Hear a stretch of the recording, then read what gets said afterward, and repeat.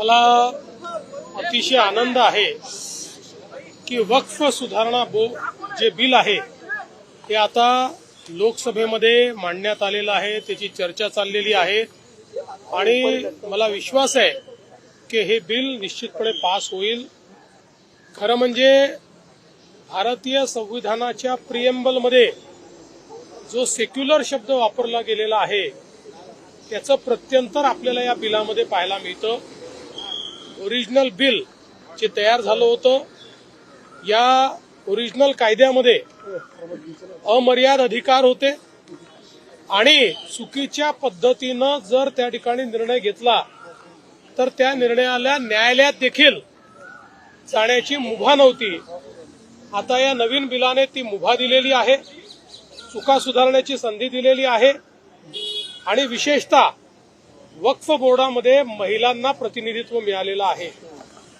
3 तलाक नंतर पुन्हा एकदा मुस्लिम महिलांना प्रतिनिधित्व आता वक्फ बोर्डात मिळत आहे. ही एक मला असं वाटतं की अतिशय प्रोग्रेसिव्ह पुरोगामी अशा पद्धतीचं हे पाऊल उचललेलं आहे.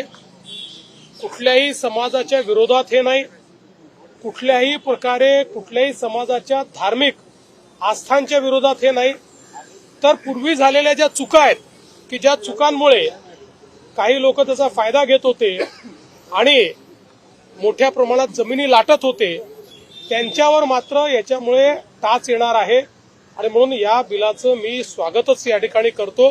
मला विश्वास आहे की ज्यांची ज्यांची सत्सद विवेक बुद्धी जागृत आहे ते सगळे या बिलाचं समर्थन करते. सर, यावर कुठेतरी असं म्हटलं जातंय की जी लाखो प्रॉपर्टी आहे बोर्डाची ती त्या जमिनीवरती कुठेतरी ती सगळी जमीन उद्योगपतीच्या घशात घालायची, यासाठी या बिलामध्ये सुधारणा करायच्यात असं कुठेतरी विरोधकांचं म्हणणं आहे. विरोधक या संदर्भातला एकही पुरावा किंवा मुद्दा हा जॉईंट सिलेक्ट कमिटी पुढे आणू शकले नाही. किंबहुना जॉईंट सिलेक्ट कमिटीमध्ये ते निरुत्तर झाले. 25 राज्यांनी ज्या सुधारणा दिल्या होत्या त्या सगळ्या विचार करून या सुधारणा करण्यात आलेल्या आहेत. जेव्हा काही उरत नाही, कुठलंही आर्ग्युमेंट उरत नाही, त्यावेळी अशा प्रकारच्या गोष्टी मांडल्या जातात.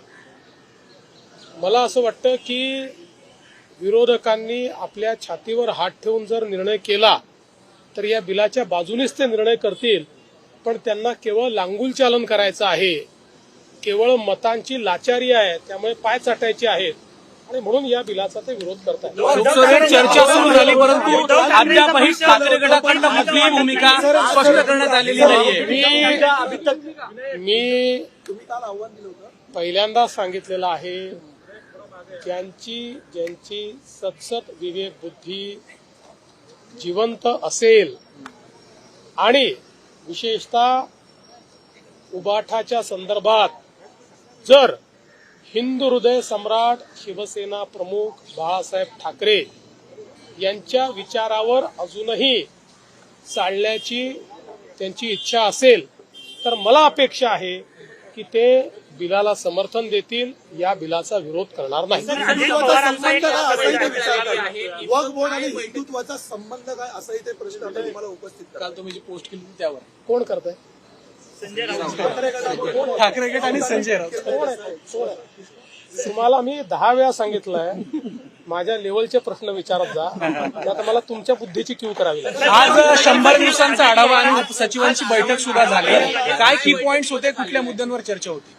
100 दिवसाच्या आढाव्याच्या संदर्भात आज 26 विभागाचे सचिव आणि मंत्री आम्ही निमंत्रित केले होते.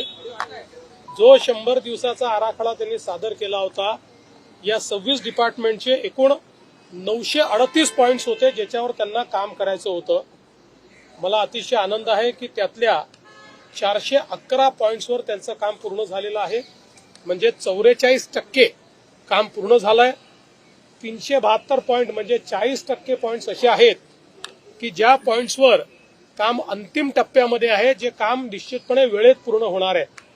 केवळ 16% 155 मुद्दे असे आहेत, 16% मुद्दे की ज्याच्यावर काम अद्यापही मागे पडलेलं आहे.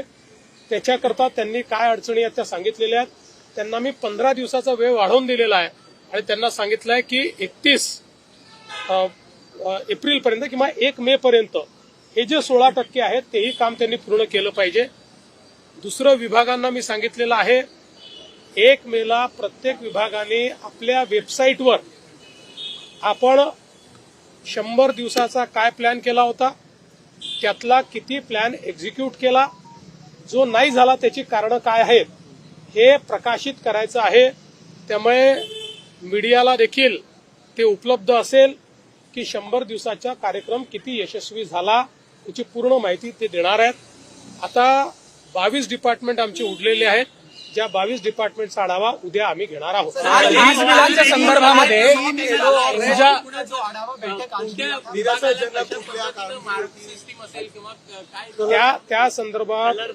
त्या संदर्भात आम्हाला काही माहित नाही, ते आम्ही करत नाहीये. आम्ही क्वालिटी काउन्सिल ऑफ इंडियाला हे काम दिलेलं आहे. क्वालिटी काउन्सिल ऑफ इंडिया यांनी त्यांची मानकं ठरवलेली आहेत, मार्किंग सिस्टीम ठरवलेली आहे. त्यांचा जो रिपोर्ट असेल त्या रिपोर्टवर आम्ही आमचं काय म्हणणं आहे किंवा काय रँकिंग आहे ते ठरवू. भाजप आमदार वक्तव्य जे आहे ते चर्चेलं जातं अजितदादांचं. ते असे म्हणतात की काकांच्या आशीर्वादाने माझं सगळं काही व्यवस्थित सुरू आहे. त्यामुळे राजकीय वरच्या चर्चा सुरू चांगलं आहे. मोठ्यांचे आशीर्वाद नेहमी घ्यायचे असतात. त्यामुळे काकांना आशीर्वादापुरतच त्यांनी आता मर्यादित ठेवलं हे तुम्ही लक्षात घेत नाही. काल भाजप आमदार सुरेश दसांनी एक विधान केलं, बिश्नोई गँगच्या माध्यमातून असल्या विधानांवर मी काय उत्तर द्याल.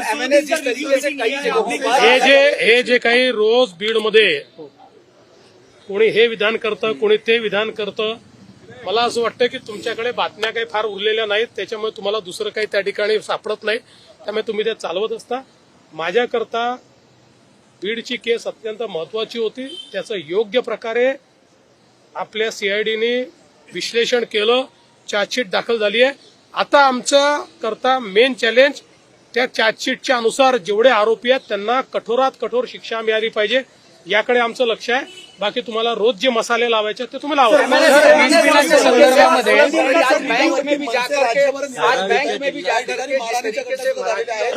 बघा, सरकारची भूमिका पक्की आहे.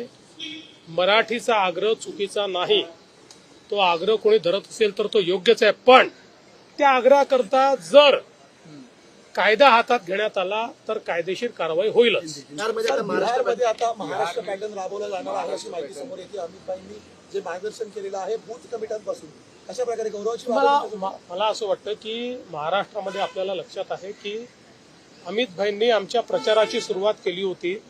सगळ्या विभागात जाऊन कार्यकर्त्यांमध्ये उत्साह आणला होता आणि आम्ही बूथपासनं तर वरपर्यंत सगळ्या व्यवस्था असतील, नरेटिव्हच्या व्यवस्था असतील, या सगळ्या गोष्टींवर फेक नरेटिव्ह संपवण्यावर आम्ही खूप मोठी मेहनत केली आणि त्यामुळे लोकसभेतला फेक नरेटिव्ह आम्ही किल केला आणि थेट नरेटिव्हने त्याचा मुकाबला केल्यामुळेच आम्ही जिंकलो. त्यामुळे निश्चितपणे हे चांगलं मॉडेल आहे.